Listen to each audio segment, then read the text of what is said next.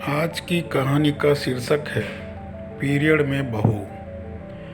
मधु की आदत थी कि वो हर सुबह जल्दी नहा धोकर पूजा पाठ करके पेड़ पौधों को पानी दे दिया करती थी। पर जब भी यह नियम महीने में किसी दिन नहीं हो पाता था तो मधु की सास सुलेखा अपनी बातों का पिटारा खोलकर बैठ जाती थी। क्या बात है मधु, आज उठने में बड़ी देर कर दी? सब ठीक तो है ना? माँ जी, वो आज मेरी तबीयत ठीक नहीं है। बस ज़्यादा समझाने की ज़रूरत नहीं है। महीने से हुई हो ना, साफ साफ बोलो ना। और हाँ, कान खोलकर सुन लो, तुम हमेशा ये गलती दोहराती हो।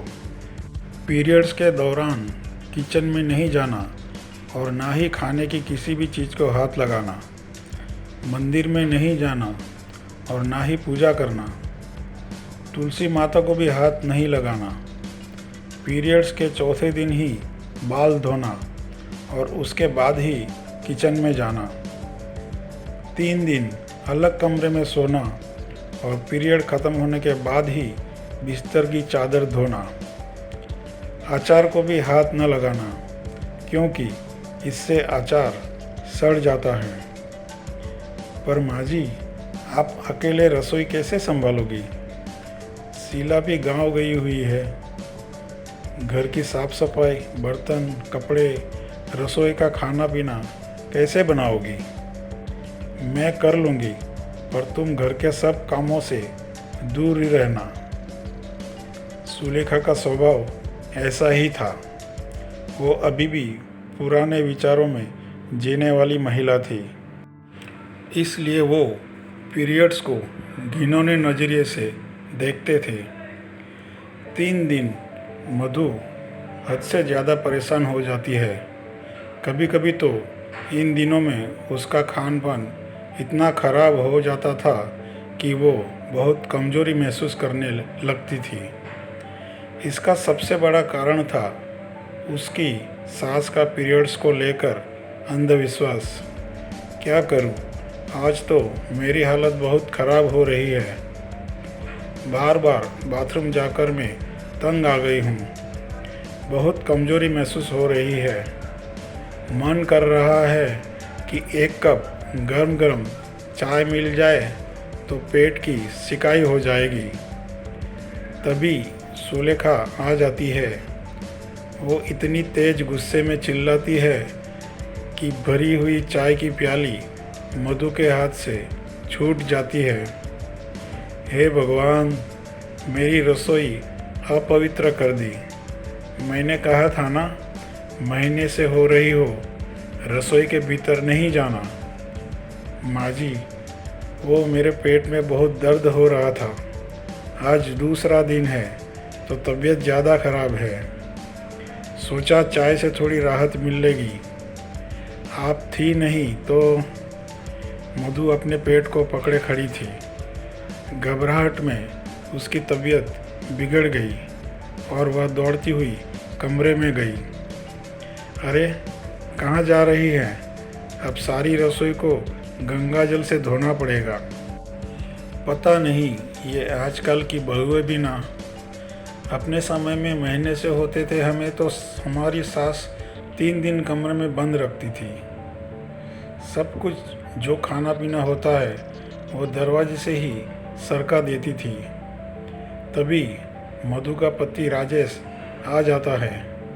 वो कमरे में देखता है कि मधु बेहोश पड़ी हुई है। मधु, आंखें खोलो मधु। सुलेखा ने बोला, क्या हो गया? इतना चिल्ला क्यों रहे हो? अरे, मधु को क्या हुआ? अभी तो चंगी थी। राजेश बोला, पता नहीं, मैं कमरे में आया तो मधु बेहोशी की हालत में दिखी। मैंने लेडी डॉक्टर को फ़ोन कर दिया है, वो आती ही होंगी। तभी लेडी डॉक्टर आ जाती है। वो मधु का चेकअप करती है और एक इंजेक्शन देती है, जिससे मधु थोड़ी देर बाद होश में आ जाती है। डॉक्टर बोली, घबराइए नहीं, डरने की कोई बात नहीं है। कमजोरी और थकान के कारण मधु बेहोश हो गई थी। मधु बोली, डॉक्टर वो मेरा आज सेकंड है। तो डॉक्टर, ओके मधु, तुमने सुबह से क्या खाया है? मधु बोली, डॉक्टर मैंने तो सब कुछ खाया था। अभी थोड़ी देर पहले ही माँ जी ने मुझे दूध और फल दिए थे। डॉक्टर बोली, ओके गुड। जब इतनी अच्छी सासू माँ है फिर तो तुम बहुत किस्मत वाली हो, वरना मैं तो बहुत घरों में देखा है कि आज भी पुरानी रीति रिवाज निभाए जाते हैं। बहुत सी पुरानी औरतें अपनी बहू को इन दिनों में रसोई में जाने से नहीं देती। लेडी डॉक्टर जो बातें कह रही थी उसे सुनकर सुलेखा अपने आप पर बहुत शर्मिंदा थी।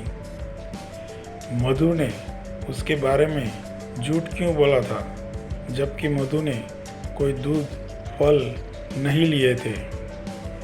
डॉक्टर बोली, राजेश जी, एक बार मधु जब ठीक हो जाए तो क्लिनिक ले आइएगा। मैं मधु का हीमोग्लोबिन टेस्ट कर लूँगी। बाकी मधु, तुम अपनी डाइट का ख्याल रखा करो।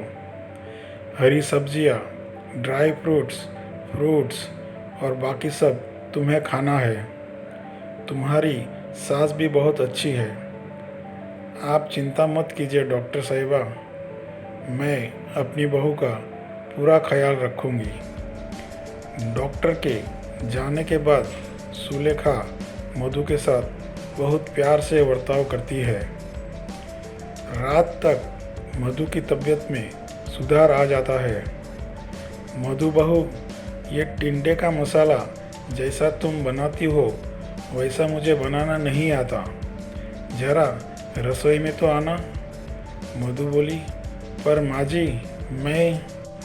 सुलेखा बोली, हाँ बेटा, देखो मैंने प्याज भुनने रख दी है, बाकी टिंडों में मसाला तुम अपने हिसाब से भर दो। मधु झट से सुलेखा के गले लग जाती है और रो पड़ती है। आई लव यू माँ जी। सुलेखा बोली, आई लव यू टू मेरी प्यारी बहू रानी। दोनों सास बहू का प्यार देख राजेश को भी तसल्ली हो जाती है। उस दिन के बाद सुलेखा ने कभी भी पीरियड्स के दिनों में अपनी बहू मधु से छुआछूत नहीं मानी। सुलेखा जानती थी उसकी छुआछूत के कारण आज उसकी बहू मधु की जान को खतरा हो सकता था।